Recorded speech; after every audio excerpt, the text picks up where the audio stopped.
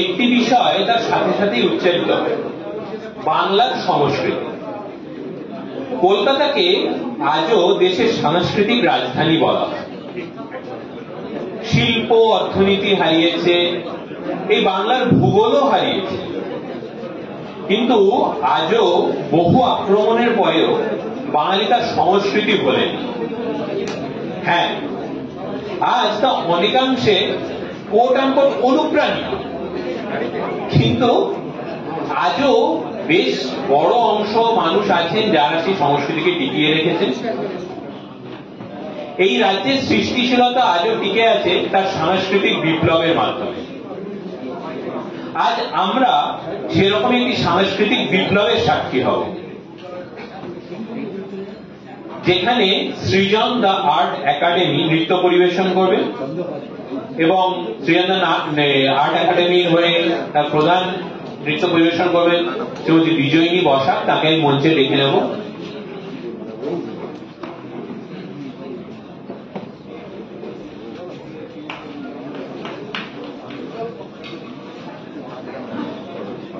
তাকে বরণ করার জন্য মঞ্চে ডেকে নেব শ্রী অনিমা মন্ডলকে।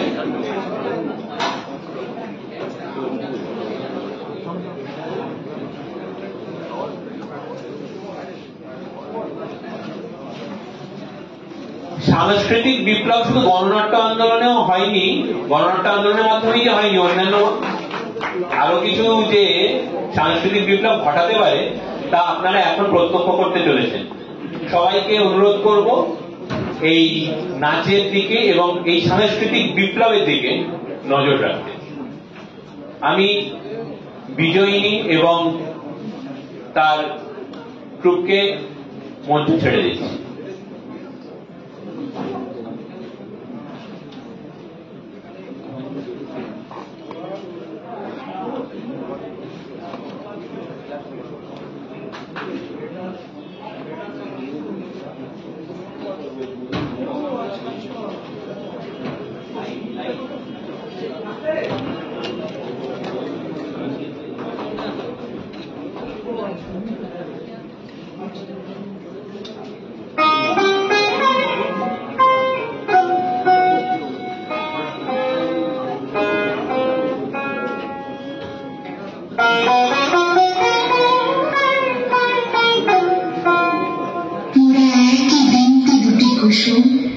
হিন্দু মুসলমান, মুসলিম তার নয়ন মণি, হিন্দু তাহার প্রাণ। একসে আকাশ মায়ের কোলে, যেন রবি শশী দোলে, এক রক্ত বুকের তলে, এক সে নারীর টান। মোরা এক বৃন্তে দুটি কুসুম, হিন্দু মুসলমান। মোরা এক সে দেশের খাই গো হাওয়া, এক সে দেশের জল, এক সে মায়ের দুঃখে ফলে, এক ফুল ও ফল। এক সে দেশের মাটিতে পাই, কেউ গড়ে কেউ শ্মশানে ঠাই। মোরা এক ভাষাতে মাকে ডাকি, এক সুরে গাই গান। মোরা একই বৃন্তে দুটি কুসুম, হিন্দু মুসলমান। 1946 সালের 16 আগস্ট ডিরেক্ট অ্যাকশন ডে, এছাড়াও 1946 কলকাতা হত্যাকাণ্ড হিসেবে পরিচিত এই দিনটি দেশব্যাপী সাম্প্রদায়িক দাঙ্গার একটি দিন ছিল। এটি ব্রিটিশ ভারতের বাংলা প্রদেশে কলকাতা শহরে মুসলমান ও হিন্দুদের বৃহত্তর সহিংসতার দিকে পরিচালিত করেছিল। आज मैं हिंदुस्तान के सारे मुसलमानों से डायरेक्ट एक्शन की अपील करता हूँ। From Friday the 16th of August, we will resort to direct action till we have achieved our cherished goal of Pakistan. अल्लाह के नेक बंदो, आने वाले जुमे 16 अगस्त से हम सीधी आसमान की लड़ाई लड़ेंगे। डायरेक्ट एक्शन और हथियार तभी रखेंगे जब बंदे मकसूद सामने दिखाई देंगे, यानी हमारा प्यारा पाकिस्तान। पाकिस्तान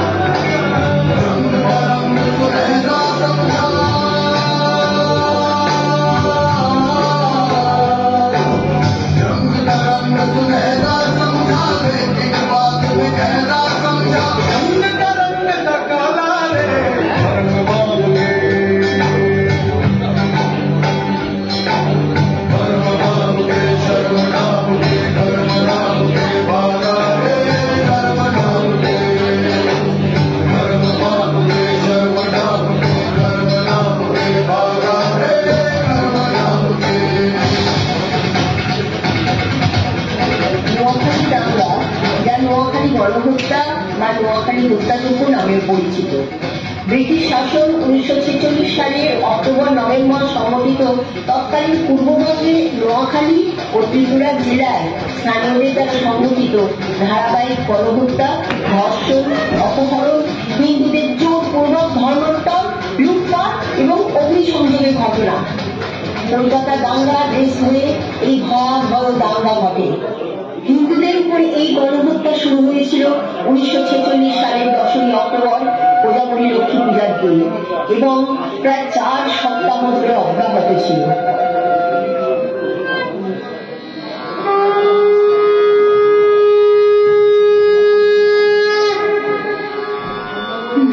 পূর্ণিমার নিশি নির্মল আকাশ, ধীরে ধীরে বহিতেছে মলয় বাতাস। লক্ষ্মী দেবী বামে লয়ে বসি নারায়ণ, কহিতেছেন নানা কথা সুখে আলাপন। হেন কালে বিনা হস্তে নারদ মুনিবর, লক্ষ্মী নারায়ণে নমে কহিল বিস্তার। ঋষি বলে মাগো তব কেমন বিচার, সর্বদা চঞ্চলা হয়ে ফিরো দ্বারে দ্বার। মর্তবাসী সদা তাই ভুলেছে দুর্গতি, অনেকের তরে তব নাহি উপস্থিতি।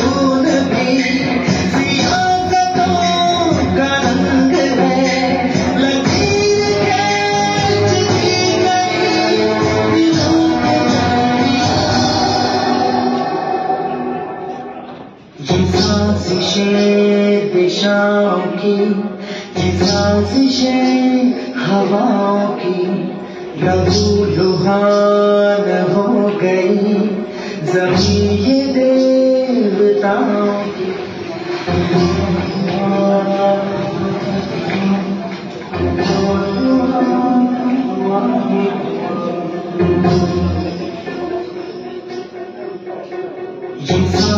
बारिशें दिशाओं की साजिशें हवाओं की लहूलुहान हो गई जमीन ये देवताओं की।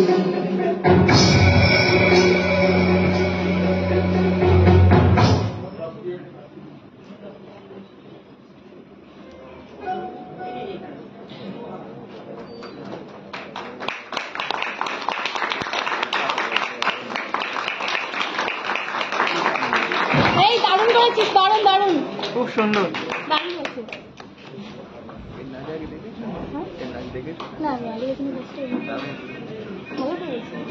আমি প্রথম কনসেপ্টটা গান শুনবার থেকে কি আছে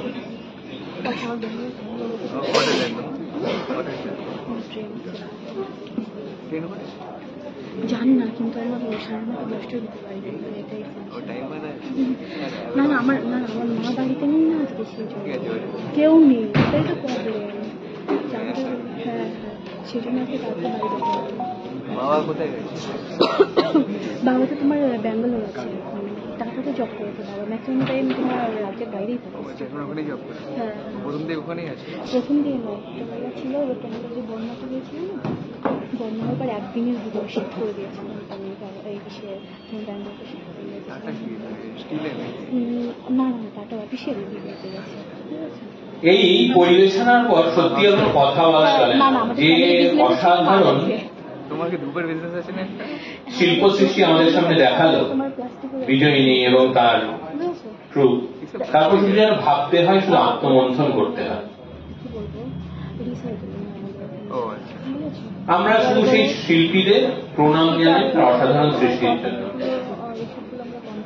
আজ আমরা যে বিষয় নিয়ে আলোচনা করছি, অপ্রিয় সত্য হলেও স্বীকার করতে বাধা নেই যে তা আমাদের পরাজয়ের ইতিহাস, গ্লানির ইতিহাস। আজ বাঙালি যে অবস্থায়, সেই অবস্থা কিন্তু তার চিরকাল ছিল না। ভেতো বাঙালি আর ভীতু বাঙালি সমার্থক ছিল না। এই বাংলার বুকে 1928 সালে নেতাজি সুভাষচন্দ্র বসুর উদ্যোগে মেজর সত্যগুপ্তের নেতৃত্বে গঠিত হয়েছিল ব্রিটিশ সাম্রাজ্যের বুকে কাঁপন ধরিয়ে দেওয়া সংগঠন, বিপ্লবী সংগঠন বেঙ্গল ভলেন্টিয়ার্স, যা স্বাধীনতার পর এক প্রকার বন্ধই হয়ে যায়। তবে আজ আবার যখন বাঙালি হিন্দুর অস্তিত্ব সংকটে, নবরূপে ফিরে এসেছে সেই বেঙ্গল ভলেন্টিয়ার্স। আজ আমাদের মধ্যে আমরা পেয়েছি বেঙ্গল ভলেন্টিয়ার্স এর সাধারণ সম্পাদক ও রাষ্ট্রপতি পত্রিকা কাঞ্জিকের সম্পাদক এবং আমাদের আজকের সবার প্রধান বক্তা মাননীয় শ্রী অনিমিত্র চক্রবর্তী মহাশয়কে। আমি তাকে মঞ্চে ডেকে নেব তার অপার জ্ঞানের আলোকে আমাদের আলোকিত করার জন্য, এবং তাকে মঞ্চে বরণ করে নেবেন শ্রীমতী মধুমিতা মুখার্জি মহাশয়।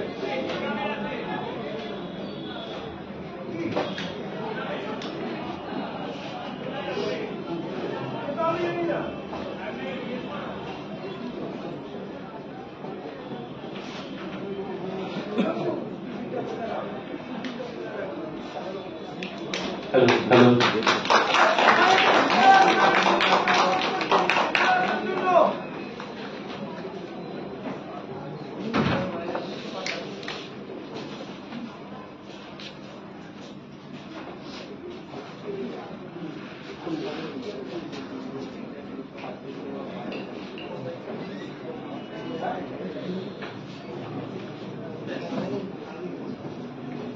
নমস্কার।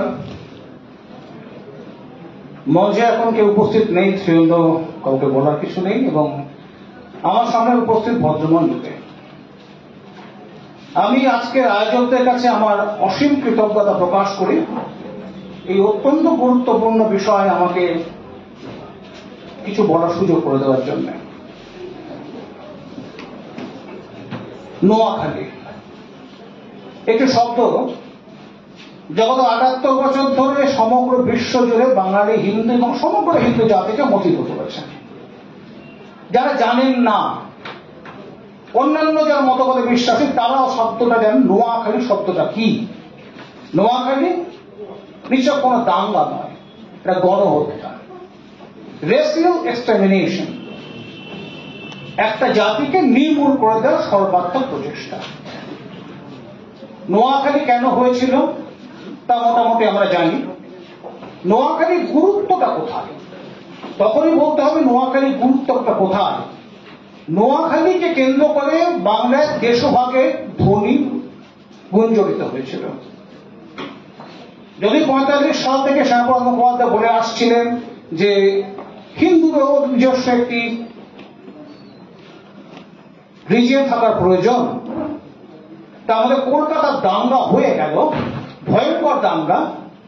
কিন্তু তারপরে যে নোয়াখালী যেটা ঘটল, নোয়াখালীর পরবর্তীকালে নোয়াখালীকে কেন্দ্র করে আর যে ঘটনাগুলো ঘটল, তারপরে আসছে কালান্তক দেশভাগ। তাই নোয়াখালীকে যখন আমরা স্মরণ করব, নোয়াখালী শব্দটা যখন উচ্চারণ করব, তখন কয়েকজন ব্যক্তিকে আমাদের স্মরণ করতেই হবে। স্মরণ করি শ্রী রাজেন্দ্রলাল রায়চৌধুরী মহাশয়কে, স্মরণ করি চিত্তরঞ্জন দত্ত চৌধুরী মহাশয়কে। তিনি সমগ্র রাত্রি তার রাইফেলের সাহায্যে দাঙ্গাবাজদের বিরুদ্ধে লড়াই করে ভোরবেলায় নিজের আপন সন্তানদের ও বৃদ্ধা মাতাকে হত্যা করে আত্মহত্যা করেছিলেন।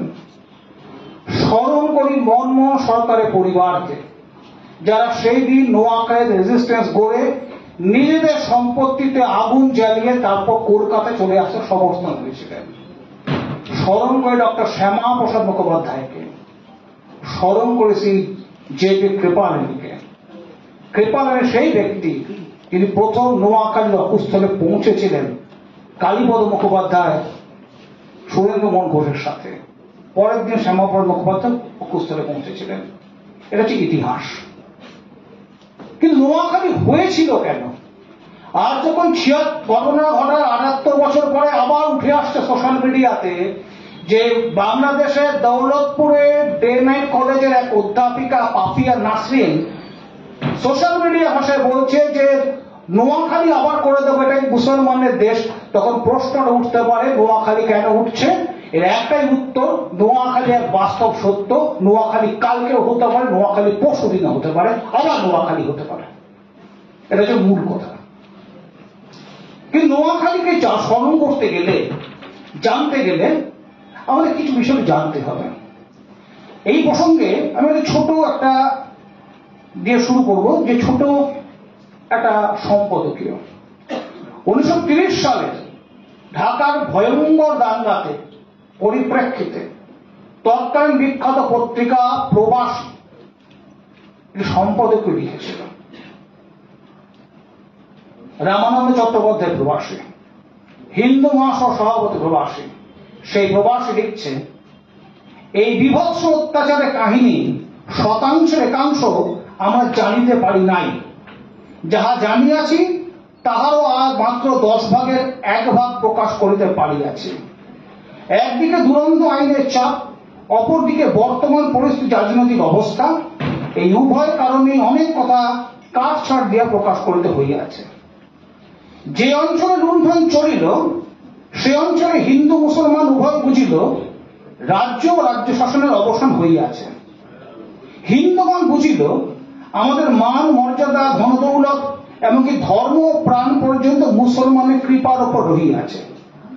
মুসলমান বুঝিল আমাদের অপরাজিত শক্তি ও সামর্থ্য দ্বারা তাহারা অনায়াসে হিন্দুর অস্তিত্ব পর্যন্ত বিলীন করিয়া দিতে পারে।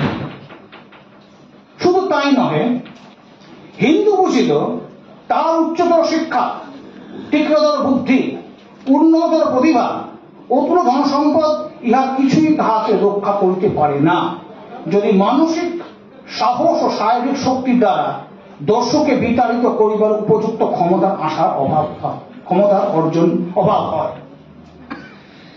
অন্যদিকে মুসলমান বুঝিল যদি শরীরে বল ও বুকে সাহস থাকে তবে বিদ্যা বুদ্ধি ধনসম্পদ সবই পায়ে লুটাইয়া পড়ে। হিন্দু বুঝিল সংখ্যায় অল্প হইলে তাহার ধর্ম রক্ষা হয় না, তার সম্পদ রক্ষা হয় না।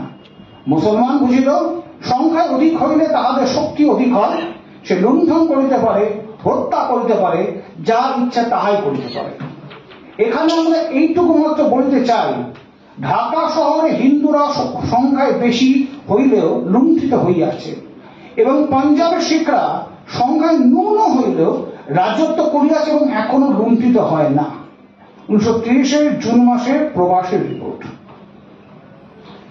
1870 সালে যখন হিন্দু মেলা একটা ম্যাচিওর স্টেজ যাচ্ছে, তখন সেটার রেজলিউশন পাস হয়েছিল যে সামরিক জাতি ব্যতীত বাঙালির কোনো ভবিষ্যৎ নাই। অর্থাৎ বাঙালিকে বাঁচতে গেলে সামরিক জাতি হিসেবে গড়ে উঠতে হবে। তাকে কেন্দ্র করে নবকুমার মিত্র, প্রিয়নাথ বসু জিমন্যাসিয়াম এবং নতুন করে শারীরিক ফিজিক্যাল কালচার নয়া ধারা প্রবাহিত করেছিলেন। 1870 থেকে 1930, 60 বছর। 1930 থেকে 2024, প্রায় 100 বছর। অর্থাৎ প্রায় 160 বছর ধরে যা হওয়ার কথা ছিল, যা হলো না, এবং সেইখানে আজকে দাঁড়িয়ে রয়েছে সমগ্র বাঙালি হিন্দু জাতি। বিশেষ 2024 এই অক্টোবরের আজকে আমরা নোয়াখালীকে যখন স্মরণ করছি, যখন বাংলাদেশে বা স্বাধীন পূর্ব পাকিস্তান যেটা বলি আমি, সেখানে হিন্দু প্রায় মুছে যাচ্ছে এবং পশ্চিমবঙ্গেও হিন্দু দুর্গা পুজো, লক্ষ্মী পুজোতে আক্রমণ শুরু হচ্ছে। তাই প্রশ্ন আজ, বাঙালি হিন্দুর অবস্থানটা কি? বাঙালি হিন্দু আদৌ বাঁচবে কি না? কারণ এখনো পর্যন্ত যে কটা জেনোসাইড ঘটেছে বাঙালি হিন্দুর উপরে, পূর্ব পাকিস্তান, বাংলাদেশ থেকে শুরু করে পশ্চিমবঙ্গের মরিচাপি, আসাম, উত্তর পূর্বকে কেন্দ্র করে, তার সংখ্যা 78-এ কমে নয়। সেকেন্ড ওয়ার্ল্ড ওয়ার পরবর্তী বিশ্বের কোন জাতির ক্ষেত্রে এতগুলো গণহত্যা ঘটেনি। এবং এটাও সত্য, এর অর্ধেক গণহত্যা করেও যে জাতি সশস্ত্র গণ অভ্যুত্থানের পথে যেতে পারে, সে কথা বাঙালি হিন্দু ভাবতেই পারে না। এই জায়গায় আজকে দাঁড়িয়ে রয়েছি আমরা। তাই মা খেতে খেতে খেতে খেতে খেতে খেতে খেতে খেতে পিঠের চামড়া ছিঁড়তে ছিঁড়তে ছিঁড়তে ধর্ষিতা হতে হতে হতে হতে সেই ক্ষতবিক্ষত চুরির মধ্য থেকে নতুন বাঙালি হিন্দু উঠে দাঁড়াতে পারবে কিনা, আজ নোয়াখালী দিবসে সেটাই মূল প্রশ্ন। প্রশ্নটা হচ্ছে এটাই, এর উত্তর আমরা জানি না। আমরা এটাও জানি না যে 46-এ যখন কলকাতাতে ডাইরেক্ট অ্যাকশনটা চলছে, তখন সেই পুলিশে কিন্তু একটা পুলিশ রিভোল্ট হয়েছিল। চিতপুর থেকে যখন গোর্খা পুলিশের বডি ঢুকছে, তখন কিন্তু গোর্খা পুলিশ রিভোল্ট করেছিল। হাওড়াতে পিলখানাতে কিন্তু পাঞ্জাবের মিলিটারি এবং গোর্খারা কিন্তু পরস্পর দাঁড়িয়ে রয়েছিল মুখোমুখি রিভলভার এবং স্টেনগান নিয়ে, এবং এলাকাটাকে প্রশমিত করার জন্য ব্রিটিশকে ছুটে ছুটে যেতে হয়েছিল। আমরা অনেক কিছু জানি না, কারণ এগুলি চর্চা হয়নি, এগুলি সেরকম কোনো কথাবার্তা হয়নি। এবং যবে থেকে পশ্চিমবঙ্গ বামপন্থার মধ্যে একটা ভয়ঙ্কর ব্যবস্থা অন্তরে পড়েছে, এই সমগ্র চর্চা প্রায় নির্বাপিত হয়ে গেছে। আমরা ভুলে গেছি শশীপদ রায়চৌধুরীর কথা, আমরা ভুলে গেছি যোগেন্দ্রনাথ বিদ্যাভূষণের কথা, আমরা জানি না আচার্য দেবপ্রসাদ ঘোষ কে ছিলেন, আমরা শ্যামাপ্রসাদ মুখোপাধ্যায়কে অল্প কত জানতে পেরেছি, আমরা ভুলে গেছি মনোজ সচন্দ্র সর্বাধিকরের কথা, মহাদেব ভট্টাচার্যের কথা, আমরা এটাও ভুলে গেছি যে শ্যামাপ্রসাদ মুখোপাধ্যায় মৃত্যুতে বাঙালি অরন্ধন করলো, উপোস করলো, সেই শ্যামাপ্রসাদ মুখোপাধ্যায় মৃত্যু 3 মাস পরে ট্রাম আন্দোলনের দৌড়াতে সেই বাঙালি গিয়ে সাধন গুপ্তকে কমিউনিস্ট পার্টিকে জয় করিয়ে দিল। হারলো কে? কার জামানত বাজেয়াপ্ত হলো? যশোপ্রকাশ মিত্র। কোন যশোপ্রকাশ মিত্র? জনসংঘের প্রার্থী। পূর্ববঙ্গ থেকে হিন্দুদের একটা আলাদা প্রদেশ বার করার জন্য হিন্দু মহাসভার সামরিক কর্মসূচি ছিল, তার সঙ্গে যশোপ্রকাশ বাবু ওতপ্রোতভাবে জড়িত ছিলেন, তাকে হারিয়ে দেওয়া হল। ইতিহাস একদিনও বদলে গেল। সেই ইতিহাসের ধারে আমরা কতটা যেতে পেরেছি, কতটা উপলব্ধ করতে পেরেছি, কতটা বোঝার চেষ্টা করছি, এটাও আছে একটা মূল প্রশ্ন। তাই নোয়াখালী সর্বসময় প্রাসঙ্গিক। পৃথিবীতে যখনই অত্যাচারের কাহিনী ঘটবে, তার নাম হচ্ছে একটা নোয়াখালী। বাঙালি হিন্দুর ক্ষেত্রে গত প্রায় 78 বছরে যেখানে গণহত্যা ঘটেছে, সেক্ষেত্রে বলা যেতে পারে নোয়াখালীর চেয়ে বিভৎস গণহত্যা ছিল 50-এর পূর্ব পাকিস্তান গণহত্যা, 62 পাবনা গণহত্যা, যেখানে ব্রাশ ফায়ার করে 5000 লোককে খুন করা হয়েছিল, 64 পূর্ব পাকিস্তান গণহত্যা, 71-এর গণহত্যা যেটা পাকিস্তান জেহাদ চালিয়েছিল, তারপরে চুকনগর রয়েছে। কিন্তু কেন নোয়াখালী অনন্য? নোয়াখালী হিন্দুর গার্হস্থ্যে চিন্তাকে ভেঙে দিয়েছিল এবং তখন থেকে আজ পর্যন্ত বাঙালি হিন্দু পরিবারের কোন নারী তার আপন বাবা, কাকা, মামা, পিসে, মেসোমশাই, মামার উপরে নির্ভর করতে পারে না যে তিনি তার সম্মান রক্ষা করবেন। এটাও নোয়াখালী আমাদের দেখিয়েছে। It's a reality, crude reality. আমরা এর মধ্যে কি করেছি? আমি একজন বাঙালি হিন্দু, কোন পার্টি আমার নেই। আমরা কি করেছি? আমরা কিচ্ছু করতে পারিনি। আমরা কিচ্ছু করতে পারিনি এবং করতে না পারা দরুন করার ইচ্ছাটা আমাদের মধ্যে চলে গিয়ে আমরা একটা ভুলুন্ডিক অবস্থা দাঁড়িয়ে রয়েছি।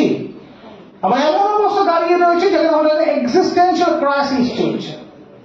আমরা মরতে পারি বা বাঁচতে পারি, আমার পেছনে একটা খাদ রয়েছে, অনন্ত খাদ, যে খাদের দেওয়াল নেই, যে খাদের পড়লি শেষ হয়ে যাব, সেই অবস্থায় এসে আমরা দাঁড়িয়েছি। কিন্তু প্রশ্ন উঠছে কেন?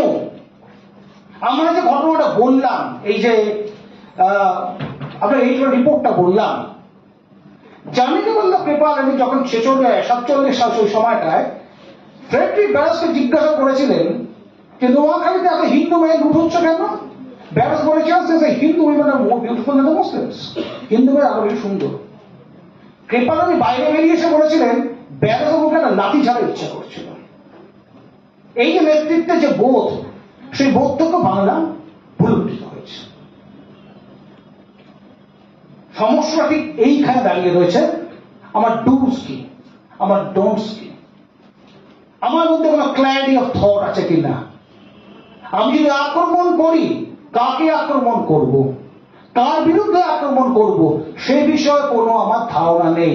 আমরা হাজার কথা বলছি, 24 ঘন্টা ধরে হোয়াটসঅ্যাপে আলোচনা করছি, ফেসবুকে আলোচনা করছি, ওয়েবিনার করছি, কিন্তু মূল প্রশ্ন যেটা, যে আমার আর্থসামাজিক পরিস্থিতিটা কি, আমি বাঁচবো কি বাঁচবো না, সেই বিষয়ে বাঙালি হিন্দুর মধ্যে এখনো কোনো কাল্টিভেশন অফ থটস গড়ে ওঠেনি। আনফর্চুনেটলি আমরা সোশ্যাল মিডিয়া পাতায় দেখি যেখানে খুব গুরুত্বপূর্ণ রিপোর্ট বেরিয়েছে, যেখানে খুব প্রাসঙ্গিক জিনিসের আলোচনা চলছে, মানুষ সেগুলোকে ছেড়ে চলে যাচ্ছে কোথায়? ছ্যান্ডামি পোস্টে। অর্থাৎ আমরা নিজেদের গুরুত্ব প্রতিদিন নিজেরাই হ্রাস করছি। প্রশ্ন উঠে আজকে, ক্ল্যারিটি অফ থটটা আমাদের নেই কেন? হিন্দু শাস্ত্রে কি যুদ্ধের কথা বলা হয়নি? শাস্ত্র কি মানুষ শুধু অহিংসার কথা বলে গেছে? শঙ্করাচার্য যখন সর্বাং খরিদাং ব্রহ্মের কথা বলছেন, তখন তো কৌটিল্য অর্থশাস্ত্রে বলা হচ্ছে গুপ্ত হত্যার কথা। সেখানে তো বলা হচ্ছে রাজ্য কি করে বিস্তার করতে হয়। শ্রীমদ্ ভাগবত গীতায় এখন বলা হচ্ছে স্বধর্মের কথা, সদর্ভপি চ অবেক্ষণা বিঙ্কময় তুমধসি ধর্মাদ যুদ্ধচ্ছন্ন কত্যর্ষণ বিদ্যতে, ক্ষত্রিয় ধর্ম কি, সেখানে তখন তো আমাদের মানবতার কথা বলা হচ্ছে। তা সমস্যাটা কোথায়? আমি যে হার্ড পাওয়ারের কথাটা বলেছিলাম, গত 78 বছর ধরে আমরা হার্ড পাওয়ার নিয়ে কোনো চর্চা করি, এবং সবচেয়ে আশ্চর্য বিষয়, তার আগে যারা চর্চা করেছেন সেই নামগুলো আমরা ভুলে গিয়েছি। আমরা ভুলে গিয়েছি রাধা গোবিন্দ বসাকের কথা, আমরা ভুলে গিয়েছি রাধা কুমার মুখোপাধ্যায়ের কথা, রাধা কুমার মুখোপাধ্যায়ের কথা, যারা চর্চা করেছেন তাদের প্রত্যেকের নামগুলো আমরা আস্তে আস্তে ভুলে গেছি। সবচেয়ে প্রসঙ্গটা হচ্ছে এটাই যে ভুলতে ভুলতে আমরা একটা ভুলুণ্ঠিত অবস্থায় এসে দাঁড়িয়েছি। সমস্যা হচ্ছে এখানে, সমস্যা হচ্ছে আমাদের ডুজ অ্যান্ড ডোন্টস এর কথাটা, ক্ল্যারিটি অফ কথাটাই বারে বারে উঠে আসছে।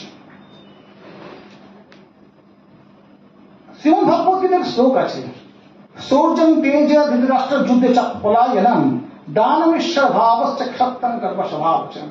এটা ক্ষত্রিয় ডিউটির কথা। আমরা যখন শ্রীমদ্ ভাগবত গীতা নিয়ে আলোচনা করি, যখন প্রতিদিন যারা গীতা পড়ি, তখন বলি শেষের দিকে একেবারে ইতি সহস্রাং সংহিতায়াং ভীষ্ম পর্বণি বৈয়াসিক উপনিষৎসু ভাগবত গীতা সপ্তাহে শ্রীকৃষ্ণার্জুন সংবাদ অধ্যায়। কত সেটাকে আমরা বিশ্বাস করি সেটা ওয়ার্ড ডকুমেন্ট, যেখানে বিষ্ণু একজন নিরাসক্ত যুবককে যুদ্ধ প্রবৃত্ত করছেন, আমরা পড়ি না। এই মূল জায়গাগুলো থেকে আমাদের মধ্যে সমস্যাটাগুলো তৈরি হচ্ছে। আমরা যেটা ভেবেছিলাম আমরা সেটা করছি না, আমরা যেটা করছি সেটা জানি না কি করতে। কিন্তু একই প্রসঙ্গে একই যখন আমরা ক্ল্যারিটি অফ থটস এর কথা বলছি, যখন আমাদের যারা বিপক্ষে তাদের ক্ল্যারিটি অফ থটস গুলো কেমন বিচার করতে হচ্ছে। 1848 মার্কস এঙ্গেলস কমিউনিস্ট ম্যানিফেস্টো লিখছেন, communists disdain to consider the aims, and the aim is attained to the forceful eviction of all social conditions, of existing social conditions. অর্থাৎ ফোর্সফুল এভিকশন।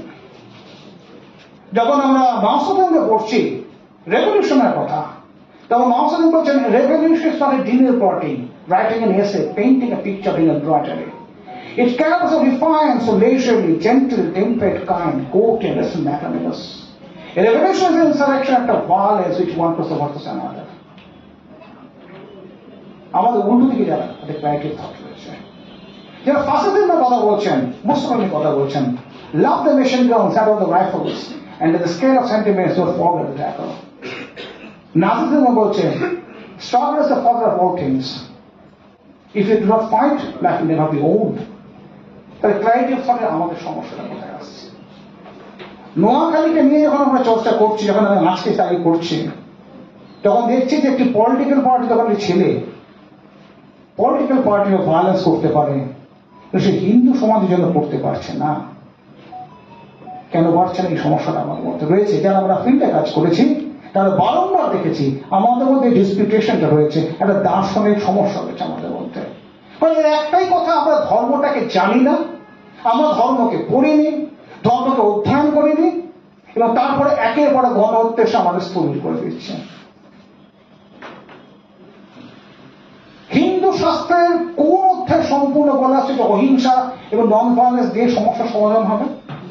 কোন অর্থ বলা হয়েছে? কোথাও বলা হয়নি। চারটি যে পুরুষার্থ, ধর্ম, অর্থ, কাম, মোক্ষা, এখানে যে প্রত্যেকটা পুরুষার্থে যে নিজস্ব কথাগুলো রয়েছে, সেখানে যখন আমাদের মোক্ষের এই ডিসিপ্লিনটাকে চাপিয়ে দেওয়া হচ্ছে, নৈতিক চাপিয়ে দেওয়া হচ্ছে, প্রশ্নটা সেখানে আমাদের উঠে আসবে যে আমরা কোন পথে চলেছি। গারস্থে যে মূল কথা, সত্য সত্যম সমাচারে সামদান দণ্ড ভেদ, এর সঙ্গে মোক্ষের কোন সম্পর্ক নেই। আপনি নাস্তিক হতে পারেন, আমাদের হিন্দু শাস্ত্রের রাজনীতির যে মূল যে জায়গাগুলো রয়েছে, মনু, বৈশম্পায়ন, বশিষ্ঠ,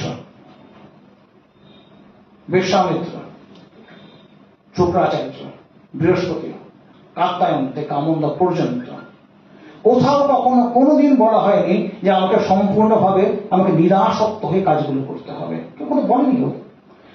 আমরা যেটা বলছি সেটা বৈরাগ্যদের কথাগুলো বলছি, অস্ত্রেয়, অশৌচ, ব্রহ্মচর্য কথাগুলো, কনসেপ্টগুলো মোক্ষে, এর সঙ্গে গার্হস্থ্যের কোনো সম্পর্ক থাকে না।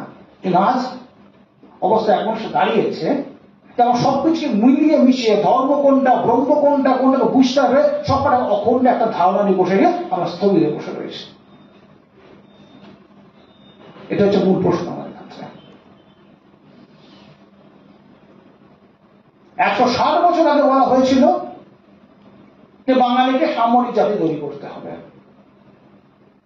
দেশভাগের সময় যদুনাথ সরকার বললেন যে পশ্চিমবঙ্গ অচিরে একটা ইসরায়েল হয়ে উঠবে, কিন্তু আমরা ইসরায়েল হতে পারলাম না, আমরা শেষ হয়ে যাচ্ছি। আজ যখন দেখি আমার চোখের সামনে এত বছরের লিটারেট পার্সনটা কি করেছে, আজকে আমি আপনাকে বলছি ক্যালকাটা ইউনিভার্সিটি থেকে যে বড় বড় স্কলার বেরিয়েছে হিন্দু ধর্ম নিয়ে, যারা হিন্দু ছিল, আজকে তারা এবং আমাদের সারা ওয়েস্ট বেঙ্গলের 900টা টোল ছিল, ব্রাহ্মণ টোল, সেই পুরো অর্গানাইজেশনটা আজকে 400 দেশে থেকেছে, 450।